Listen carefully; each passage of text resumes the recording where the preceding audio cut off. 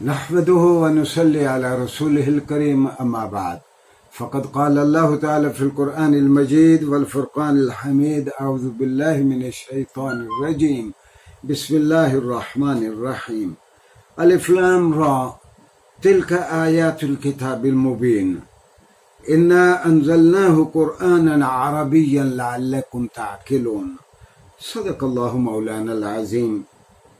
ناظرین گرامی، سورہ یوسف کی پہلی دو مختصر آیات پڑھنے کا میں نے شرف حاصل کیا کہ جس میں اللہ نے فرمایا یہ اس کتاب کی جو آیات ہیں وہ کھلی کتاب کی آیات ہیں، اور ہم نے قرآن کریم کو عربی زبان میں اس لیے نازل کیا کہ تم ڈھنگ کے ساتھ اس کو سمجھ سکو. ناظرین گرامی، آج ہمارا اس سلسلے کا آخری شارٹ لیکچر ہے کہ اللہ تعالیٰ نے عربی زبان کے لیے عربی زبان کو کیوں پسند کیا قرآن کریم کے لیے. پچھلے لیکچرز میں نے عرض کیا کہ صدیوں کے سفر میں عربی زبان اتنی ڈیولپ ہو چکی تھی کہ عربی میں ایک ادیب بھرپور انداز میں، ایک شاعر بھرپور انداز میں اپنے مافی ضمیر کو بیان کرتا کہ وہ مثال کی صورت اختیار کر جاتا اور اس کے قصیدے کو یا اس کی کہی ہوئی بات کو مثال کے طور پر پیش کیا جاتا. گویا عربی زبان میں کنایا ہو، تشبیہات ہوں، استعارہ ہو، یا بلاغت کے محسنات لفظی ہوں یا بلاغت کے محسنات معنوی ہوں، سارے کے سارے بدرجہ اتم موجود تھے. تو قرآن کریم نے اسی زبان کو پسند کیا اللہ تعالیٰ نے کہ اس میں وہ اپنا آخری پیغام بھیجے. آج ہم قرآن کریم کے چند ایسے اوصاف، سب کا تو ہم یقیناً احاطہ نہیں کر سکتے جو ہمارے سننے سامعین کو آرام سے سمجھ آ جائیں، وہ میں عرض کروں گا کہ اس وقت عربی زبان کے جتنے قواعد ہیں وہ کتاب اللہ سے ماخوذ ہیں. عربی زبان کی پوری گرامر کتاب اللہ سے لی گئی ہے. گویا کتاب اللہ قرآن کریم عربی کی پہلی کتاب بھی ہے اور قرآن کریم عربی زبان کی بنیاد بھی ہے. اور گزشتہ جب سے قرآن اترا ہے عربی زبان قرآن کے جلو میں اور قرآن کے سائے ہی میں چلتی رہی ہے.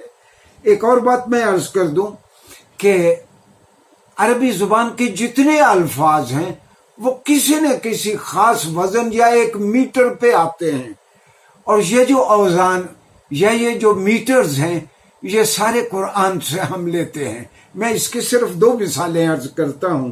مثال کے طور پر عربی میں جمع کا وزن ہے، جمع کا وزن افعال ہے، الف کی زبر کے ساتھ افعال.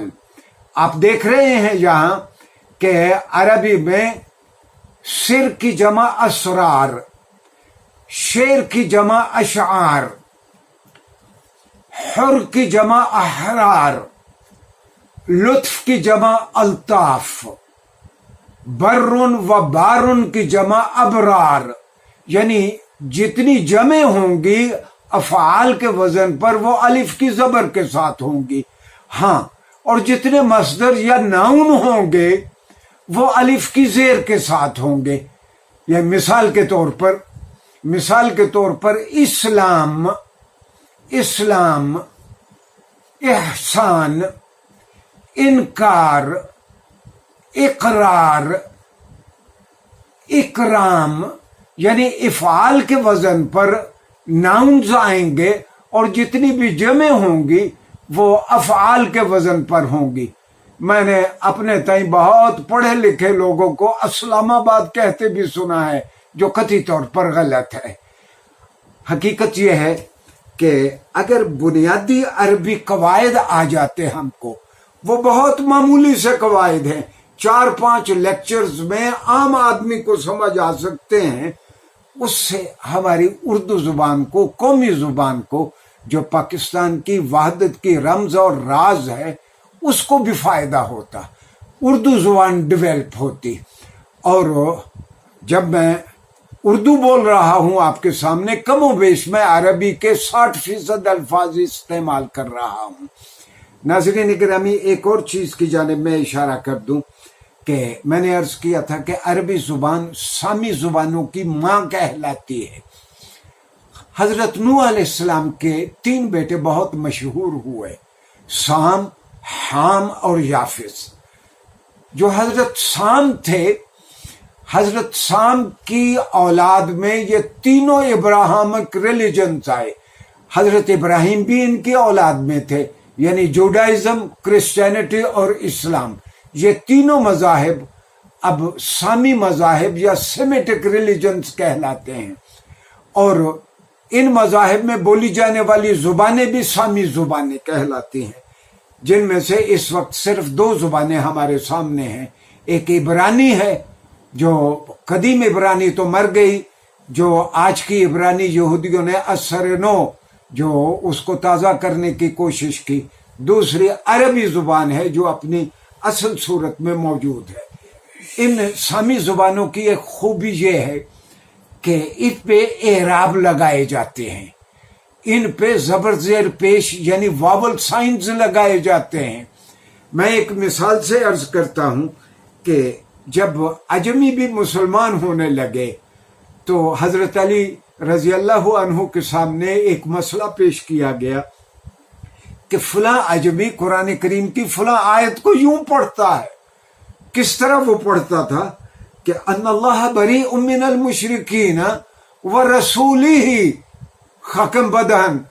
اصل آیت ہے ان اللہ بریء من المشرکین ورسولہ، کہ اللہ تعالیٰ بھی اور اس کا رسول بھی مشرکین سے بری ہیں، اور خدا نخواستہ رسول ہی پڑھا جائے جس طرح وہ عجمی غلطی سے پڑھتا تھا، تو اس کا معنی ہو جائے گا کہ اللہ تعالیٰ مشرکوں سے بھی بری ہے، خاکم بدہن اپنے رسول سے بھی بری ہے.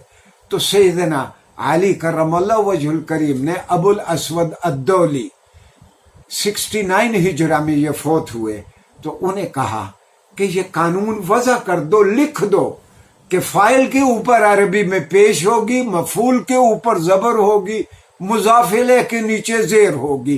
تو گویا یہ اسلام کے آغاز ہی سے عربی قواعد اس طرح مرتب ہونا شروع ہوئے، اور 100-150 سال میں عربی قواعد اپنی اوج پہ پہنچ گئے، لیکن وہ قرآن کی بنیاد پر. اور اب عربی کوئی مسیحی لکھے یا کوئی مسلمان لکھے، وہ قرآن کے جلو میں عربی لکھتا ہے. میں اس کی ایک مثال دیتا ہوں کہ مثال کے طور پر یہ میتھیو، عربی میں اسے ہم متا کہتے ہیں. آپ کو معلوم ہے 4 بڑی اناجیل ہیں، جون ہے، مرکز ہے، اور یہ میتھیو ہے اور یوحنا. اب میتھیو کا ترجمہ ایک ایڈیٹوریل بورڈ نے کیا. مصر میں بہت سارے مسیحی عربی ادیب ہیں، یہ میں عربی ادیبوں کا نام لیتا ہوں جو مسیحی ہیں، جو ایڈیٹوریل بورڈ کے ممبر تھے. پروفیسر ذکی شنودہ، پروفیسر ڈاکٹر مراد کامل، پروفیسر ڈاکٹر باہور لبیب اور پروفیسر حلمی مراد، یہ ایڈیٹوریل بورڈ کے نام ہیں. انہوں نے لفظ سارے کے سارے ویکیبلری قرآن کی استعمال کی اور میتھیو کا ترجمہ عربی میں کیا. اور حقیقت یہ ہے کہ عربی ویکیبلری قرآن کے الفاظ استعمال کرنے کے باوجود میتھیو کی کوئی ایک آیت بھی قرآن جیسی نہیں بنا سکے. ناظرین گرامی، ایک آخری مثال پہ بات ختم کرتا ہوں، وہ یہ کہ ایک بہت بڑے مسیحی عربی ادیب تھے وہ مسیحی، نام تھا ان کا ابراہیم یازجی. انہوں نے انجیل مقدس کا عربی میں ترجمہ کیا. جب عربی میں ترجمہ کیا تو مسیحی دوستوں نے اعتراض کیا کہ ابراہیم یازجی تم نے تو قرآن کے ڈکشن میں انجیل مقدس کا ترجمہ کر دیا. تو ابراہیم یازجی نے ایک سچی بات کہی. اس نے کہا کہ اگر میں قرآن کے ڈکشن میں ترجمے کی کوشش نہ کرتا تو یہ پھر عربی نہ رہتی، تو پھر یہ کوئی اور زبان بن جاتی۔ حقیقت یہ ہے، جس طرح میں نے کل عربوں کا ایک قول آپ کی خدمت میں پیش کیا کہ لولا القرآن لما كانت العربیۃ، اگر قرآن نہ ہوتا تو آج عربی بھی محفوظ نہ ہوتی۔ جس طرح باقی ساری زبانیں، بڑی بڑی زبانیں جن کا پوری دنیا میں غلغلہ تھا، وہ مر گئیں۔ کیوں؟ کہ ان کو قرآن جیسی کتاب نہیں ملی۔ اور جب تک قیامت نہیں ہو جاتی، عربی بھی زندہ رہے گی، کیونکہ قرآن موجود رہے گا۔ شکریہ جی۔